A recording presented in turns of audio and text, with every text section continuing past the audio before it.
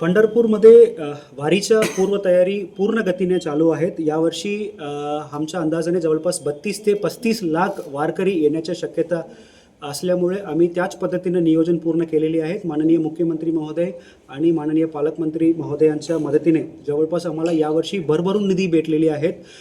Planning डिपार्टमेंटमधलं आमच्या planning डिपार्टमेंटमधून या RDDमधून आम्हाला भरभरून निधी भेटलेली आहेत. आता पूर्ण गतीने नियोजन चालू आहेत. मागच्या वर्षी कंपेअर करत असताना यावर्षी हिरकणी कक्ष असो, या जर्मन हँगर्स असो, वॉटरप्रूफ मंडप असो, बैलसाठी आपल्याला लागणारे चारा असो, स्वागत कमान असो, जवळपास आणि लागणारे टॉयलेट्स असो, मॅनपॉवर्स लागणारे मनुष्यबळ असो, सगळं मागच्या वर्षी अपेक्षा यावर्षी दुप्पट आम्ही नियोजन केलेली आहेत. त्याच पद्धतीनं आता टेंडर वगैरे काढून कामसुद्धा फील्डवर सुरू झालेली आहेत. या व्यतिरिक्त पंढरपूर शहरामध्ये असणारे अतिक्रमण काढण्याचे सुद्धा आता पूर्ण गतीने काम चालू आहेत. या व्यतिरिक्त ज्या ठिकाणी रस्ता खराब झालेली आहे, ज्या ठिकाणी रस्ता अद्ययावतीकरणाचं काम करण्यासुद्धा काम पूर्णपणे चालू आहेत. आणि पालखी स्थळामध्ये आता खास करून आता पावसाचा काळ असल्यामुळे चिखल होण्याची शक्यता असल्यामुळे आम्ही DPDCमधून मुर्मीकरण करण्यासाठी निधीसुद्धा उपलब्ध करून दिलेली आहे. त्याप्रमाणे आता पूर्ण काम चालू. सोलापूरमध्ये SIRचे काम पूर्ण गतीने चालू आहेत. जवळपास 39,41,095 मतदारापैकी 24,66,000 मतदारांना आम्ही एन्युमरेशन फॉर्म वाटप झालेली आहेत. जवळपास 63% मतदारांना आम्ही एन्युमरेशन फॉर्म वाटप झालेली आहेत. आणि उर्वरित लोकांचं सुद्धा घरोघरी जाऊन एन्युमरेशन फॉर्म वाटप करणे आणि वाटप केलेल्या मतदारांना एन्युमरेशन फॉर्म गोळा करून डिजिटेशन करण्याचं काम सोलापूर जिल्ह्यामध्ये चालू आहे. त्याच्यामध्ये चांगल्या पद्धतीनं काम राज्यामध्ये सोलापूर अव्वल ठिकाणी आहेत. आणि या व्यतिरिक्त सर्वप्रथम प्रत्येक मतदारांना आव्हान आहे की तुम्ही घरी बसून सुद्धा एन्युमरेशन फॉर्म तुम्हाला करता येते, एन्युमरेशन फॉर्म भरता येते. याच्यासाठी voters.eca.gov.in, परत सांगतो voters.eca.gov.in हा संकेतस्थळावर जाऊन एन्युमरेशन फॉर्म ऑनलाईन पद्धतीने सुद्धा आपल्याला भरता येते. या व्यतिरिक्त आम्हाला एक तक्रार प्राप्त झाला होतं की BLOनी घरोघरी न जाता एक ठिकाणी बसून लोकांना त्यांच्याकडे बोलवत होते, असं आम्हाला कंप्लेंट प्राप्त झालं. त्यासुद्धा आम्ही प्रत्येक BLOकडून निरोप पोहोचलेली आहे की घरोघरी जाऊनच वाटप करण्याच्या सूचना आम्ही सक्तीने दिलेली आहेत. या व्यतिरिक्त नॉन एसेन्शियल ड्युटी करणारे जे कोणी BLO आहेत त्यांना पूर्ण वेळ कार्यमुक्त करायची सुद्धा विनंती आम्ही महानगरपालिका आणि जिल्हा परिषदला केलेली आहे. त्याचप्रमाणे नॉन एसेन्शियल ड्युटी करणाऱ्या सगळे BLOना कार्यमुक्त करण्यात आलेली आहेत. या व्यतिरिक्त मोठा आपण बघितलं असेल तर आमच्या BLOपैकी जवळपास 85% BLO आमचे शिक्षक आहेत. या शिक्षकांना आम्ही शिक्षण अधिकारीमार्फत आम्ही 2 सूचना दिलेली आहेत. एक, सर्वप्रथम आमच्या सोलापूर जिल्ह्यामध्ये सकाळी सत्रामध्ये आपल्याला शाळा चालू करायचे आयोजन केलेली आहेत. या व्यतिरिक्त ज्या शिक्षकांना BLO ड्युटी दिले गेलेली नाही आहे त्या शिक्षकांनी ज्या शिक्षकांच्या BLO ड्युटी आहे त्यांना टीचिंगमध्ये सुद्धा आणि BLOच्या कामामध्ये सुद्धा मदत करायला आव्हानसुद्धा शासनामार्फत सुद्धा प्राप्त झालेली आहेत आणि आमच्या मार्फत सुद्धा आम्ही सांगितलेली आहेत.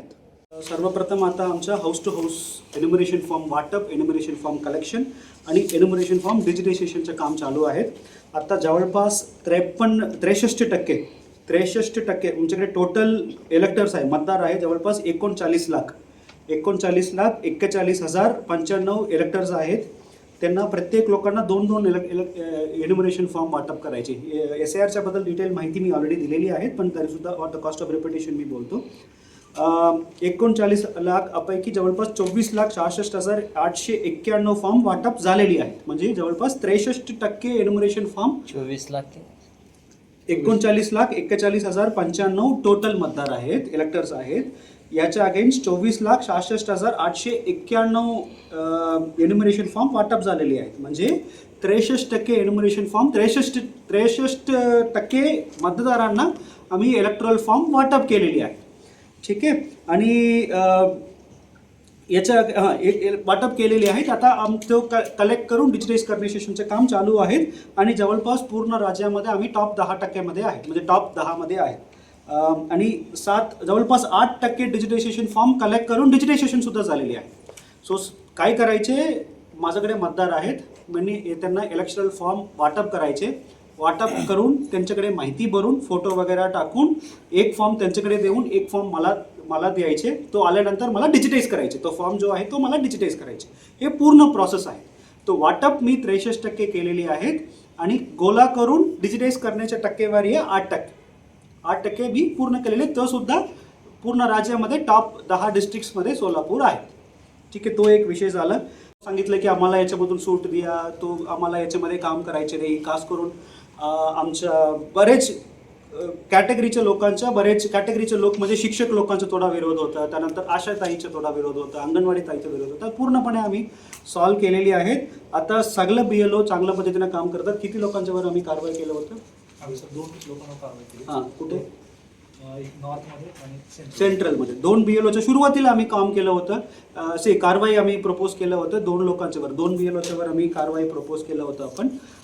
एक आहे 248 सोलापूर सिटी नॉर्थ आणि त्यांच्यावर FIR दाखल केलं होतं, आणि सोलापूर सिटी सेंट्रल ते एक BLO त्यांच्यावर FIR दाखल केलं होतं. FIR दाखल करण्याचं कारण एवढंच होतं की त्यांनी काम सुरू केलेलं नाही, पण त्यांनी एक बहिष्कार टाकला आणि दुसरा त्यांनी म्हणजे जे काही मटेरियल्स आहेत तो मटेरियल स्वीकारायला सुद्धा आलेले नाही.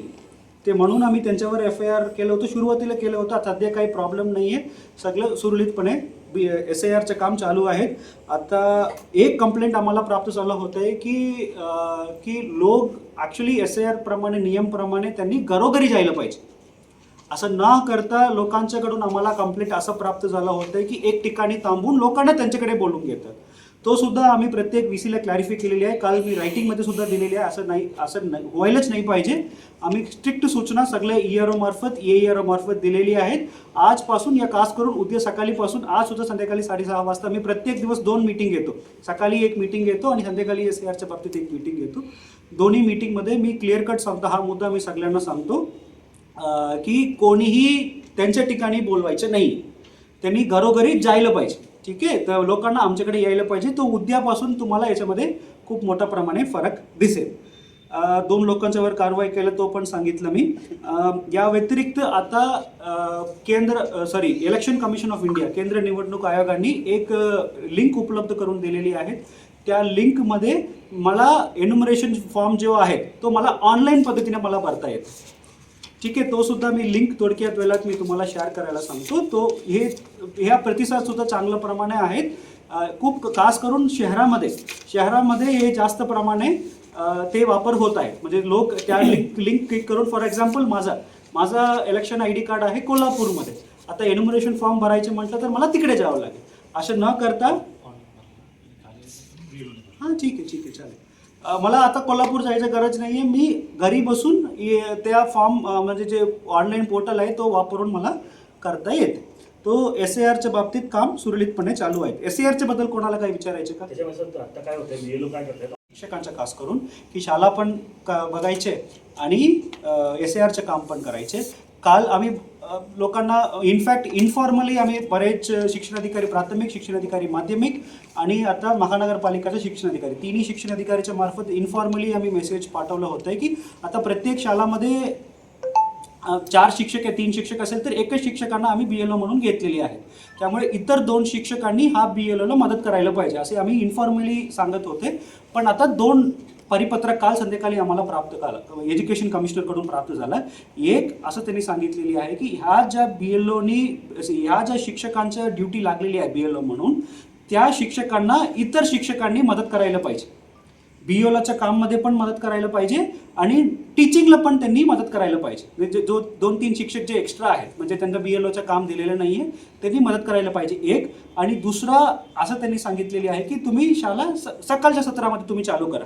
त्याच पद्धतीनं आज शिक्षणाधिकारी माध्यमिकांनी पत्र काढलेली आहे की सकाळच्या सत्रामध्ये काम चालू करायला पत्र काढलेली आहेत. शिक्षणाधिकारी प्राथमिकला सुद्धा आम्ही सांगितलेलं आहे की तुम्ही सुद्धा पत्र तास करून प्राथमिकने दिले, माध्यमिक काढतात. प्राथमिकीने काढलेली आहे, माध्यमिकीने आजपर्यंत काढणार. आम्ही पूर्णपणे सकाळच्या सत्रामध्ये काम चालू झालं तर ते शिक्षकांचं काम संपल्यानंतर ते काम चालू करणार. ठीक आहे, तरी पकडलं. कालच आम्ही कॅल्क्युलेशन केलं होतं. एक एल निनोचं वर्ष आहे आणि दुसरा काय म्हणतो आपण जूनचा सरासरी पाऊस पकडला तर जूनचा सरासरी पाऊसच्या जवळपास 83% पाऊस आम्हाला पडलेली जूनच्या. आता जुलै आता चालू आहे. जूनच्या सरासरी पाऊसच्या अगेन्स्ट 83% पाऊस आमच्याकडे पडलेली आहे. आता उजनी जवळपास मागच्या आठवड्यामध्ये -28 गेलं होतं. आज संध्याकाळी जवळपास +11% गेलेली आहे. तो अशा सिच्युएशन आहेत. आणि अजूनही एल निनोच्या ताकद आमच्याकडे आहेत. एल निनोचं ताकद आमच्याकडे आहेत. आम्हाला IMD प्रमाणे असं माहिती भेटलं की पुढच्या 1 आठवड्यामध्ये तुम्ही इथे रहिवासी आहे, तुम्हाला माहिती असेल की आता मान्सून सुरू असताना सोलापूरमध्ये जास्त पडत नाही आहे. मान्सून जेव्हा विड्रॉ होतो तेव्हा आपल्याला जास्तीत जास्त पाऊस पडते. म्हणूनच सोलापूर राबी सीझनसाठी खूप फेमस असतो. परतीचा पाऊस. परतीचा पाऊस म्हणजे राबी सीझनसाठी खूप फेमस आहे याच्यासाठीच. आणि नॉर्मली मागच्या 2 वर्षामध्ये चांगला पाऊस पडला म्हणून एकदमच पेरणीची टक्केवारी जास्त झाला. पण सध्या जूनच्या सरासरी अगेन्स्ट 83% झालेली आहेत. आम्ही प्रत्येक शेतकरी बांधवांना सुद्धा सगळ्यांना सांगितलेली आहे की तुम्ही पाऊस आमच्याकडे निरोप आल्यानंतरच तुम्ही पेरणी चालू करा. आमच्याकडे एक कॅल्क्युलेशन 100 मिलीमीटरचा पाऊस पडल्यानंतरच पेरणी करायची. त्यामुळे आम्ही सगळ्या शेतकरी बांधवांना सांगितलेलं आहे की जोपर्यंत आमच्याकडून निरोप जात नाही तोपर्यंत तुम्ही पेरणी करू नका असं आम्ही सांगितलेलं आहे. आमच्याकडे कंटिंजन्सी प्लॅन पण रेडी आहे. पहिल्या आठवड्यामध्ये पाऊस पडला तर त्यांनी काय काय लावायचे, पुढच्या 15 दिवसामध्ये पाऊस पडला तर काय काय लावायचे, तो सुद्धा आम्ही सगळे शेतकरी बांधवांकडे पोहोचलेले आहेत. सोशल मीडियामार्फत पोहोचलेली आहेत. त्यानंतर आमच्या कृषी अधिकारी, ग्रामसेवक, तलाठीमार्फत सगळ्यांच्याकडून आम्ही पोहोचलेले आहेत. त्यामुळे तुम्हाला पेरणी कमी प्रमाणे पेरणी झालेली तुम्हाला दिसून येते. पण याच्यामध्ये काही प्रॉब्लेम नाही आहे. आता पाऊसचं पाणीसुद्धा आम्हाला उजनीमध्ये मागच्या आठवड्यापेक्षा चांगलं सिच्युएशन आलेली आहे. याच्यामध्ये 4 डिपार्टमेंट्स होतं. एक BSNL, पोस्ट, रेल्वे आणि डिफेन्स. आमच्या अलाइनमेंटप्रमाणे ॲक्च्युली डिफेन्स जमीन जात नव्हतं. तो डिफेन्सला कम्प्लिटली आम्ही साईडलाईन केलेली आहे. त्यामध्ये डिफेन्स जमीन जातच नाही आहे. तो पूर्णपणे आउट ऑफ पिक्चर आहे. आता राहिला विषयी BSNL, पोस्टल आणि रेल्वेज. हा तिन्ही विषयी आणि ऑलमोस्ट ठीक आहे. हा तिन्ही विषय परत आपल्याला केंद्र सरकारकडे जायची गरज नाही आहे. याच्यामध्ये सुद्धा मार्ग निघालेले आहेत. आणि जे काही व्हॅल्युएशन देणार तो व्हॅल्युएशन SMC आणि त्यांचे वाटाघाटी करून फायनलाइज करून पैसे देऊन विषय तिथून क्लोज करायचे आहे. सो असं इतकी प्रॉब्लेम्स होतं. पण योगायोगाने हा विषय पूर्णपणे प्रॉब्लेम सॉल्व्ह झालेली आहेत. आता आज इतिवृत्ती पण CM सरांचा जो बैठकाच्या इतिवृत्ती पण फायनलाइज झालेली आहेत. आलं तर मी ग्रुपमध्ये शेअर करतो. आणि उद्या प्रवीण परदेशी सरांच्या अध्यक्षतेखाली उद्या 11 वाजता मीटिंग होणार आहे. त्या मीटिंगमध्ये कोणत्या डिपार्टमेंटनी काय करायचे तो करून टाईमलाईन सेट करून आम्ही इमिडिएटली काम चालू करणार आहे. अरे एक त्याच्यात असं नाही आहे. महसूल डिपार्टमेंटला जमीन हँडओव्हर करायचं प्रोसिजर, नियम, अटी शर्ती वेगळं आहेत. आणि इतर 11 डिपार्टमेंटच्या ज्या जमीन आहेत, 11 डिपार्टमेंटच्या ज्यांच्या जमीन आहे, मालकीच्या जमीन आहे, तो प्रत्येक डिपार्टमेंटच्या जमीन हँडओव्हर करायचं पद्धत वेगळं आहेत, प्रोसिजर वेगळं आहेत. आणि ते फाईल फिरवायचे टेबल्स वेगळं आहेत. तो इतकी कॉम्प्लिकेशन होतं. म्हणून आम्ही काय केलं आहे की आम्ही असं प्रपोज केलं. इनफॅक्ट आम्ही बरेच चर्चा झाल्यानंतर असं कळलं की दोन्ही विषयी आगाऊ देबा देण्याच्या सर्वप्रथम याच्यामध्ये व्हायटल प्रोजेक्ट म्हणून घोषित करण्याची परवानगी आम्हाला पाहिजे होती. ठीक आहे. व्हायटल प्रोजेक्ट म्हणून घोषित झालं तर इतर डिपार्टमेंटच्या जमीनसुद्धा मला आगाऊ ताबा देण्याचा अधिकार आहे. मला म्हणजे जिल्हाधिकारीचा अधिकार आहे. सो सर्वप्रथम आपल्याला व्हायटल प्रोजेक्ट म्हणून घोषित करणे बंधनकारक होतं. एक दुसरा विषयी असं होतं की दुसरा विषय महत्त्वाचा विषय असा आहे की हे दोन्ही जमीनच्या बद्दल बोलतो की दोन्ही जमीन विनामूल्य आम्हाला पाहिजे.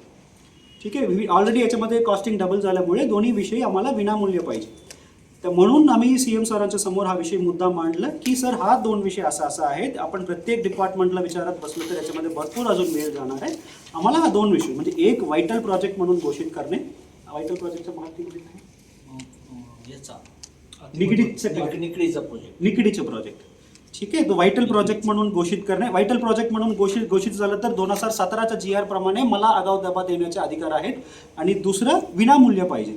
दोन्ही विषयी माननीय पालकमंत्री महोदयांनी मुद्दा मांडला आणि CM सरांनी इमिडिएटली सांगितलं की हे दोन्ही विषय व्हायटल प्रोजेक्ट म्हणून तुम्ही घोषित करा आणि दुसरा याच्यामध्ये विनामूल्य देण्याचा तुम्ही पुढच्या कॅबिनेटमध्ये करा म्हणून सांगितलं. आणि याच्यामध्ये आगाऊ देवा देण्याच्या एक स्ट्रोकमध्ये CM सरांनी मान्यता दिली की हा दोन्ही जमीनच्या बद्दल, महसूल जमीनच्या बद्दल आणि इतर डिपार्टमेंटच्या सगळ्या विषयाच्या बद्दल एक विषय सांगितलं की जिल्हाधिकारींनी आगाऊ ताबा देऊन तुम्ही जमीन हँडओव्हर करून त्यानंतर हे पूर्ण प्रोसिजर करत बसा असं सांगितलं. उडान पूलचं बेसिकली सर्वप्रथम हे तुम्हाला हा विषय सर्वांना माहिती असेल की जवळपास 2017 पासून हा विषय पेंडिंग अडकला होता. आणि जवळपास ऑलरेडी सविस्तर चर्चा झालेली आहे, फक्त आपल्या माहितीसाठी सांगतो. 450 कोटीच्या सुरुवातीचे एस्टिमेट होतं, आता 1000 कोटीच्या पुढे गेलेली आहे, जवळपास दुप्पट झालेली आहे. जवळपास 2017-18 पासून पेंडिंग होतं आणि खास करून उद्यासुद्धा प्रवीण परदेशी सरांच्या अध्यक्षतेखाली मीटिंग आहे. आता आमच्या पूर्ण झालेली आहे, तर वेआउट काढण्यासाठी उद्या मीटिंग आहे. बेसिकली याच्यामध्ये 4 प्रॉब्लेम होते, म्हणजे याच्यामध्ये भरपूर प्रॉब्लेम्स होता. आम्ही सॉल्व्ह करून जवळपास आम्ही असंच म्हणजे एखाद्या विषयासाठी CM सरांचं जेव्हा आम्ही जातो तर असं बोलू शकत नाही की हे पण पेंडिंग आहे, हे पण प्रॉब्लेम आहे, तो पण प्रॉब्लेम, असं सांगता येत नाही. त्यामुळे आम्ही सॉल्व्ह करून जवळपास 8-9 तास बसलो आम्ही. प्रत्येक दिवस रात्री 9 वाजता 9:30 पर्यंत बसायचं, सगळ्या टीमसोबत बसायचे, सगळं उतारासोबत बसायचे. उतारासोबत बसून आम्ही पूर्ण सारांश काढलं. ठीक आहे, तो हे फायनली आम्ही 4 प्रॉब्लेमवर आणलो. पहिला प्रॉब्लेम होता भूसंपादन, म्हणजे खाजगी जमीन जे काही करायचे होतं तो भूसंपादन करायचे. तो आता डिव्हिजनल कमिशनर मॅडमनी मान्यता केलेली आहे, तो प्रॉब्लेम सॉल्व्ह झालेले आहेत, आता अवॉर्ड घोषित करायचे. तो पहिला प्रॉब्लेम सॉल्व्ह. दुसरा प्रॉब्लेम होता याच्यामध्ये SMCच्याकडे काही जमीन होतं, तो अजून हँडओव्हर होतं, तो सुद्धा प्रॉब्लेम सॉल्व्ह झालेले. SMCनी त्यांच्याकडे असलेली पूर्ण जमीन त्यांनी दिलेली आहे, तो प्रॉब्लेम झाला. तिसरा प्रॉब्लेम असा होते की तिसरा आणि चौथा प्रॉब्लेम एकत्र बोलतो. काही जमीन डिपार्टमेंटच्या नावानं होतं आणि काही जमीन महसूल विभागाच्या नावानं होतं. तो ॲक्च्युली जमीन एकत्र असेल तरी 2 वेगळे विषय. एक महसूल जमीन म्हणजे तो महसूल म्हणून जिल्हाधिकारीचा अधिकार आहे पूर्ण. काही जमीन महसूल विभागाकडे होतं आणि काही जमीन त्या डिपार्टमेंटच्या नावानं होतं. ठीक आहे, हे दोन्ही प्रॉब्लेम हे सगळ्या उड्डाणपूलचं मेजर प्रॉब्लेम म्हटलं तर हे 3 आणि 4 एकच विस्तार चर्चा झाला. तिथे आम्ही डिटेल्ड कॉस्ट बेनिफिट अनालिसिस आम्ही CM सरांच्या समोर ठेवलं होतं. बेसिकली आमच्याकडे 2 विषय आहे, एक होटगी एअरपोर्ट आणि दुसरा आमच्या बोरामणी. ठीक आहे, आता होटगी एअरपोर्टमध्ये 2 विषय. एक सर्वप्रथम तिथे आता कंपनीने हे केलेली आहे, सर CM सरांनी खूप नाराज व्यक्त केलं. त्यांनी सांगितलं की आमचं जे काही त्यांनी बंद केलं म्हणजे that is Breach of condition झालं. तर RCS स्कीमखाली आपण अप्रुव्हल करतो, तो ब्रीच ऑफ कंडिशन झालं. तो सर्वप्रथम MADC जो कंपनी आहे, महाराष्ट्र एअरपोर्ट डेव्हलपमेंट अथॉरिटी, त्यांना सांगून इमिडिएटली पूर्ण चौकशी करायला सांगितलं. कशामुळे बंद केलं, बंद करून कुठे डायव्हर्ट केलं आणि नोटीस काढायला सांगितलं. ब्रीच ऑफ कंडिशन झालं ना, बेसिकली ब्रीच ऑफ कंडिशन झाल्यामुळे नोटीस करून त्वरित त्याच्यामध्ये तुम्ही चौकशी करून अहवाल सादर करायला सांगितलं. त्याचप्रमाणे आता आजकाल मला सरांच्याकडून कॉल आला, म्हणजे आमचे दीपक कपूर सर आहे, वाईस चेअरमन MADC, त्यांच्याकडून सुद्धा कॉल आला. त्यांनी सुद्धा याच्यामध्ये नोटीस वगैरे काढायला सुरू केलेली आहे. तो एक विषय सॉल्व्ह झाला म्हणजे ते तुम्ही सिरियसली खूप नाराज व्यक्त केलं सरांनी की असं नाही व्हायला पाहिजे होतं, तुम्ही इमिडिएटली नोटीस काढून चौकशी करा आणि ॲटलिस्ट भविष्यामध्ये असं पद्धतीनं बंद पडायचे नाही, तुम्ही काळजी करा असं सरांनी सांगितलं. तो एक विषय. दुसरा विषय नाईट लँडिंग. आपल्याला आता होटगी एअरपोर्टमध्ये आपल्याला नाईट लँडिंग करायचं म्हटलं तर आपल्याला 3 प्रॉब्लेम. एक प्रॉब्लेम काय आहे, तिथे 2 ठिकाणी अतिक्रमण आहेत, हायकोर्टच्या स्टे आहे, हायकोर्ट आणि डिस्ट्रिक्ट कोर्टचे स्टे आहे. तो सर्वप्रथम आपल्याला अतिक्रमण काढायला पाहिजे. दुसरं आपल्याला तिथे लँड ॲक्विजिशन करायची. ठीक आहे, लँड ॲक्विजिशन करायची. तिथे आपल्याला लँड ॲक्विजिशन करायची. आणि असं 2 विषय. एक अतिक्रमण काढायचे, तो सध्या आपण काढू शकत नाही कारण हायकोर्ट आणि डिस्ट्रिक्ट कोर्टमध्ये स्टे आहे, तो आपण पाठपुरावा करून काढू शकतो, तो काही विषय नाही आहे.